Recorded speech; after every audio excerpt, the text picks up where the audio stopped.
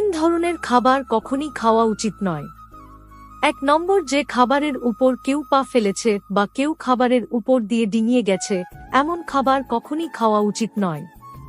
এমন খাবার পাপের খাবার হিসেবে গণ্য হয়, মানুষের আয়ু কম হয়, শরীরে নানা ধরনের রোগের সৃষ্টি করে। এমন খাবার সর্বদাই পশুদের ঘরে খাইয়ে দেয়া উচিত। ২ নম্বর, গরুর পুরাণ অনুসারে খাবার থেকে চুল বের হলে এমন খাবার বর্জন করা উচিত। সেই খাবার কখনোই নিবেদন করা উচিত নয়।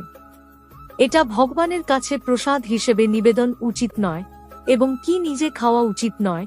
এমন খাবার ভূতের কাছে পাওয়া যায়। ৩ নম্বর, অন্যকে দেওয়া খাবারও কখনোই খাওয়া উচিত নয়। যে অন্যের কাছ থেকে খাবার ছিনিয়ে নিয়ে খায়, দেবী অন্নপূর্ণা ক্রোধান্বিত হন। অন্ন সকলের মধ্যে বিতরণ করে খেতে হয়। অন্যের ভাগের খাবার খেলে মানুষের সৎকর্ম নষ্ট হয়।